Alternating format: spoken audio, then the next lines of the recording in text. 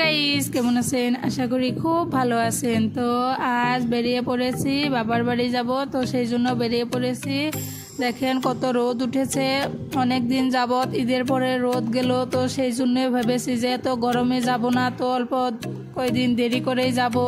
তো দেরি করতে করতে অনেক দেরি হয়ে গেছে এবং তার মাঝে বৃষ্টি হয়ে গেছে এবং ঠান্ডা হাওয়া বাতাস অনেক হয়েছে, তবু আসতে পারিনি। এবং আজ অল্প রোদ উঠেছে, অত গরম নয়, তবু বেরিয়ে পড়েছি।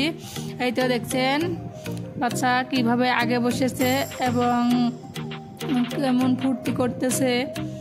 তো আজ আমার মনটা ভালোই লাগতেছে, বাবার বাড়ি যাব। তো সেই 2.5 মাস আগে গিয়েছিলাম এবং এখন যাচ্ছি, তো মনটা অনেক এক্সাইটেড লাগছে। তো এতে দেখছেন, তারপর ওর নানু ওকে একটা ওআরএস কিনে দিল, তো সেটা নিয়ে ও আসতেছে। এই তো দেখতে পাচ্ছেন, এটা আমাদের গ্রামের রাস্তা। এখান দিয়ে ছোটোবেলায় কত হেঁটে হেঁটে স্কুলে গিয়েছি, তখন গাড়ির এত ব্যবস্থা ছিল না, তো হেঁটে হেঁটে গিয়েছি এবং মাঝে মাঝে বাবাও দিয়ে এসেছে। এবং ওই সামনে দেখতে পাচ্ছেন একটা বড় প্রকাণ্ড গাছ, তো ওই গাছের তলে আমরা জিরিয়েছি অনেক রোদ থাকলে। তো দেখতে পাচ্ছেন গ্রামের পরিবেশটা কত সুন্দর দেখতে, কত ভালো লাগছে, একদম সবুজ এবং মাঝে মাঝে পানি দেখে ভালো লাগছে। এই তো এই গাছের কথাই বলেছিলাম, এখানে আমরা রেস্ট নিচ্ছি। দেখতে পাচ্ছেন এটা আমাদের গ্রামের রাস্তা, এখান দিয়ে যেতে হয়।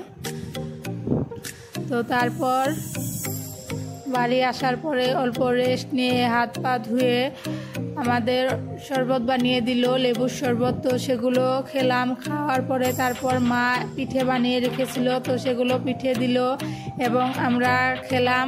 এবং আমার স্বামী বলেছিল যে পিঠেগুলা রেখে দাও, পরে চা দিয়ে খাবো সন্ধ্যেবেলা। তো 2-3টা খেয়ে তারপর চার জন্য রেখে দিলাম। তারপর এখন যাইতেছি আমাদের জেঠুর বাড়ি, বড় জেঠুর বাড়ি। জেঠুকে হসপিটালে দেখতে গিয়েছিলাম, তো জেঠু কীরকম হয়েছে, সুস্থ হয়েছে কি না, তো সেটাই দেখার জন্য জেঠুর বাড়ি যাইতেছি।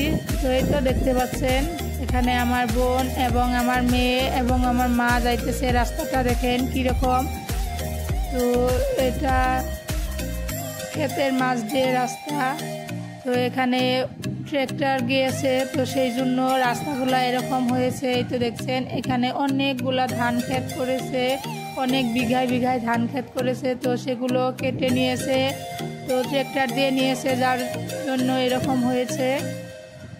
তো তারপর জেঠুর বাড়িতে অল্প বসতেও পারলাম না, আমার মেয়ের জন্য বলতেছিল চলো নানি বাড়ি চলো, একদম বসতেই দিচ্ছিল না। তো অল্প 5 মিনিট বসে তারপর চলে আসলাম আবার বাড়িতে।